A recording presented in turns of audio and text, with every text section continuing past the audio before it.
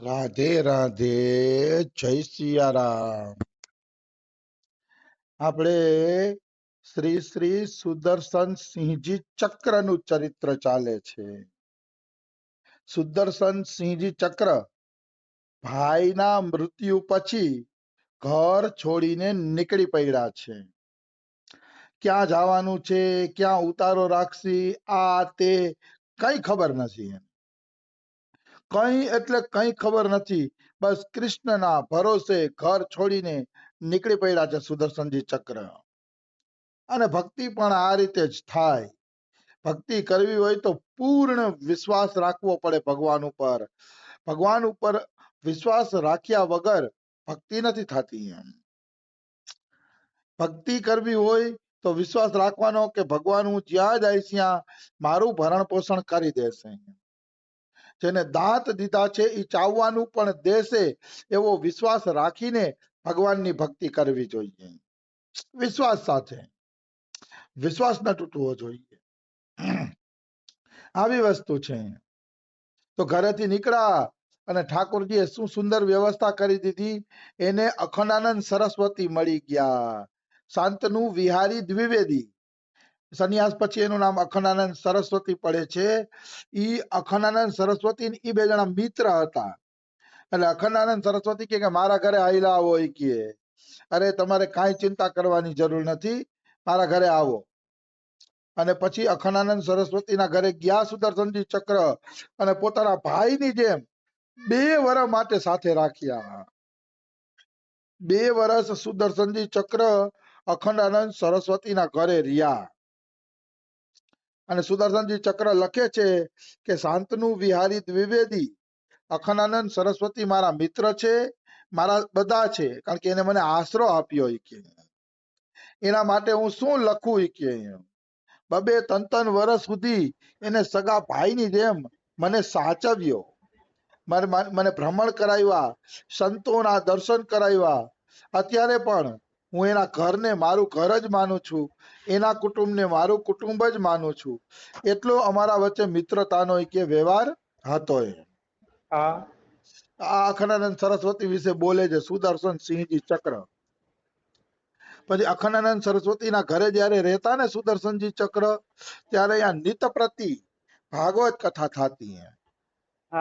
નિત્ય પ્રતિ ભગવત ચરિત્ર, ભક્તોના ચરિત્રો, ભાગવત ચરિત્ર, કૃષ્ણ ચરિત્ર, આ બધાનો સત્સંગ થતો.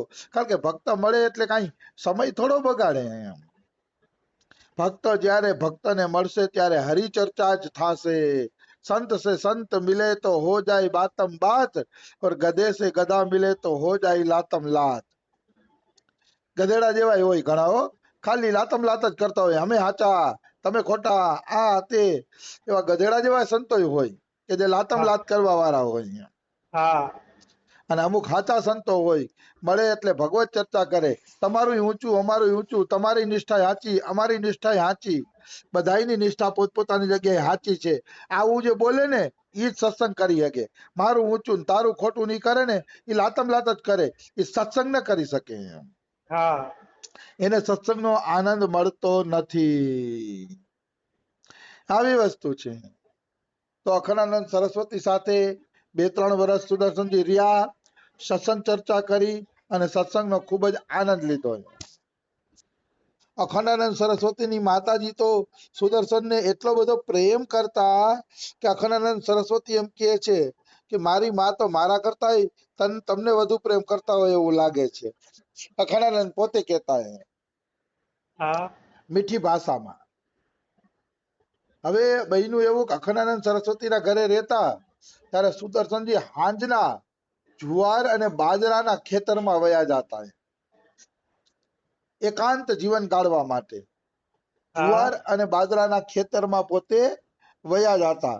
મતલબ આખો દી તો અખંડાનંદના ઘરે રહેતા, સવારે પૂજા પાઠ ને એવું કરતા, 4 વાગ્યાથી સત્સંગ કરતા અને 5-6 વાગે ને એટલે રાત પડે ત્યાં સુધી એકાંતમાં જુવાર બાજરાના ખેતરોમાં વયા જતા. કારણ કે ભક્ત હશે ને એને એકાંત અતિશય ગમશે. એકાંત ભક્તો માટે પ્રાણ સમાન છે. પ્રાણ એકાંત કોઈ નહીં. આપણે અને આપણા ભગવાન અને આપણા ભગવાન હારે ખાલી ગયેલી વાતો, કાં તો ભગવત ચર્ચા, હરિચર્ચા, અને કાં તો પછી પુસ્તકોનું વાંચન ભક્તને એકાંત અતિશય ગમશે. આમ પણ જેને સાધના કરવી હોય ને એને એકાંતનું સેવન કરવું જ પડે. એને ખબર પડવી જોઈએ કે એકાંતમાં હું પ્રભુનું સ્મરણ કરી શકું છું કે નહીં. એકાંત ગમવું જ જોઈએ સાધકને. જો સાધકને એકાંત નથી ગમતું અને ભ્રમણ કરવું, હરફર કરવું જ ગમે છે ને, તો એના મનની એકાગ્રતા ક્યારેય નહીં આવે. બિલકુલ એકાગ્રતા એકાંત થી આવે છે. એટલે રામકૃષ્ણ પરમહંસ કહે છે ને મારા બાબા કહે છે કે સાધકે 2-2.5 કલાક તો આખા દિવસ એકાંતમાં ગાળવા છે. પછી ભલે તમે એમાં વાંચન કરો, માળા કરો, ઠાકોર હારે વાતો કરો, ઠાકોર સેવા જે કરો ઈ, પણ આમ એકાંતમાં 1-2 કલાક તો ગાળવા જોઈએ. હા ગાળવા પડે તો સાધકની પ્રગતિ છે ને બહુ ઝડપથી આગળ થાય છે. એમાં કોઈ એટલે કોઈ શંકા નથી. તો સુદર્શનજી ચક્ર આખો દી તો અખંડાનંદના ઘરે રહેતા, પણ સાંજે એકાંતમાં વયા જતા. તો ક્યારેક ક્યારેક એકાંતમાં મૂર્છિત પણ થઈ જતા, બેભાન પણ થઈ જતા. અને ત્યારે કણે કણમાં એને કાનુડાના સૌંદર્ય માધુર્યના દર્શન થતા. સૌંદર્ય વાહ. માધુર્ય નિધિ કૃષ્ણના દર્શન થતા એને. હા કૃષ્ણ કેવા છે? ભુવન મોહિની લીલા વિલાસ વાળા છે કૃષ્ણ. આખા જગતને મોહમાં નાખી દે એવો લીલા વિલાસ છે ભગવાન શ્રી કૃષ્ણનો. તો એકવાર કૃષ્ણની એને શું લીલા દેખાણી કોણ જાણે. ભગવાન જાણે શું લીલા દેખાણી, શું થયું એમ. એટલે એને એક કવિતા લખી, કૌન હૈ ઇસ સુષમા સાર. મતલબ એકાંતમાં બેહતા ને જયારે સુદર્શનજી ચક્ર, ત્યારે એકાંતમાં ઘઉંને, બાજરાને, આકાશને, પ્રકૃતિને જોઈને આ કવિતા લખી સુદર્શનજી ચક્રએ કે આ જગતને બનાવવા વાળો કોણ છે? હા કોણે આ જગતને બનાવ્યું છે? કોણ હૈ ઇસ સુષમા સાર, હૈ ચંચલ સબ જડ ચેતન, જગ કિસકે લીએ અપાર. આખું જગત જળ ચેતનનું બનેલું છે કે કોણે બનાવ્યું છે? આ જળ ચેતન જગત બનાવ્યું છે કોને? કેટલું બધું સરસ છે. રજની કે ઇસ તમસ તુમ में કિસકા મંજુલ પ્રકાશ. મતલબ આ રાત્રિની અંદર આ ચંદ્રનો પ્રકાશ છે એ કોણે મોકલ્યો છે? પ્રકૃતિને જોઈને જો ઈશ્વરનું ચિંતન કરે છે કે આ રાત્રિમાં ચંદ્રની ચાંદીનો પ્રકાશ કેટલો મંજૂર છે, મધુર છે કે. અને વ્યાપ્ત રહા પ્રત્યેક કણો में કિસ ચીર શિશુ કા વિભવ વિલાસ. અને કણે કણમાં એક એક તાજગી દેખાય છે. તો આ કણે કણની અંદર કોણ વ્યાપેલું છે? કોણ છે? હા એ વિચારે છે. અને કોણ છે આ જગતની લીલાનો આધાર? મતલબ અનેક પ્રાણીઓ છે, બધા પ્રાણીઓ પોતપોતાની રીતે લીલા કરે છે. કોઈ કમાય છે, ધમાય છે, કોઈ લીલા. તો કે આ લીલા કરાવવા વાળો કોણ છે? આ બધાયને પ્રાણીઓને નચાવીને ખેલ કરાવવા વાળો કોણ છે? કિસકા કોમલ મધુર સ્પર્શ પા હો ઉઠતા હૈ વિશ્વ વિભોર. ક્યાં ભગવાનનો કોમળ સ્પર્શ પ્રાપ્ત કરીને આ વિશ્વ આનંદ વિભોર બનેલું છે. આ વિશ્વ આટલું સુંદર બન્યું છે, દિવ્ય બન્યું છે. આ વિશ્વને કોનો સ્પર્શ થાય છે? એ તો બતાવો કે કોના સ્પર્શથી આ આટલું આનંદ વિભોર બન્યું છે. किस सुख की सुंदर आशा से जाते सब अनंत की ओर. ક્યાં સુખની આશાથી માણસો અનંત તરફ ભાગે છે. અનંત એટલે ભગવાન તરફ. ભગવાન અનંત અનંત અનંત છે, એનો કોઈ પાર પામી શકે નહીં. તો કે એવું શું સુખ છે ભગવાન પાસે કે અનેક લોકો એ અનંત ભગવાન તરફ આગળ વધે જ જાય છે, વધે જ જાય છે, વધે જ જાય છે. વાત સાચી છે. લાખો કરોડો સાધકો ઈશ્વરની પ્રાપ્તિ કરવા માટે નીકળ્યા છે અને ઈશ્વર તરફ આગળ હાઈલા જ જાય છે, હાઈલા જ જાય છે. કોણ જાણે શું સુખ છે કે દુઃખ વેઠીને પણ મનુષ્ય ઈશ્વર પાસે જવા માંગે છે. પણ હવે એ સુખનું કોણ વર્ણન કરી શકે? એ તો જાણે નરસૈયો ભોગી રે. નરસૈયો કે જેને એ સુખનો ભોગ કર્યો છે એ જ જાણી શકે છે કે પ્રભુના દરબારમાં શું સુખ છે. બીજા કોઈ નહીં જાણી શકે કે પ્રભુના દરબારની અંદર શું સુખ છે. જાણે નરસૈયો ભોગી રે. એકવાર જેને એ સુખનો સ્વાહા, એટલું ખરું સંતોએ એ સુખનો સ્વાદ લીધો છે એટલે આમ હાથ ઊંચા કરી કરીને કહે છે કે છોડો, સંસારમાં કઈ નથી, છોડો, ભગવાન પાસે જાઓ, ભગવાન પાસે જે સુખ છે એ સંસારમાં એક કણી કાપણ નથી. હા જેને એ સુખ ચાખી લીધું છે એ તો બિચારા પોકાર કરી કરીને વયા ગયા, શાસ્ત્રો લખી લખીને વયા ગયા કે તમે આ તરફ વળો, ભગવાન તરફ વળો. આવી વસ્તુ છે. સુપ્ત જગત કે હૃદય પટલ પર બનકર ચિત્ર કાર્ય કોણ.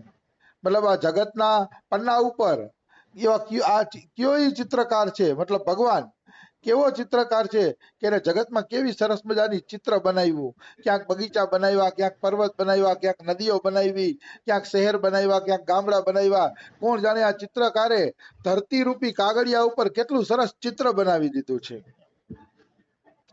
આ ધરતી એક કાગળ છે અને એ ધરતી ઉપર જે જીવ સૃષ્ટિ છે, પ્રકૃતિ છે, એ ભગવાનનું બનાવેલું ચિત્ર છે. એટલે પ્રકૃતિ ભગવાનનો ખેલ છે, ભગવાનનું ચિત્ર છે. હા, એમાં ભગવાનનો ભાવ રાખીને સંસારમાં રહ્યો તો વાંધો નથી, પણ પોતાનો માનીને સંસારમાં રહ્યો તો તકલીફ છે. આવી વાત છે. ખીંચ રહા સબ સ્વપ્ન ચિત્ર હૈ, અખિલ પ્રવૃત્તિ કૈસી મૌન. અને કૃષ્ણ ભગવાન આ ચિત્ર બનાવ્યું, આ જગત રૂપી ચિત્ર બનાવ્યું અને પછી મૌન થઈ ગયા. આ સુધી જીવોને ઈ ખબર નથી કે આનો બનાવવા વાળો કોણ છે, કારણ કે કોઈની નજર જ ભગવાન તરફ જાતી નથી. કોઈની નજર જ ભગવાન તરફ જાતી નથી.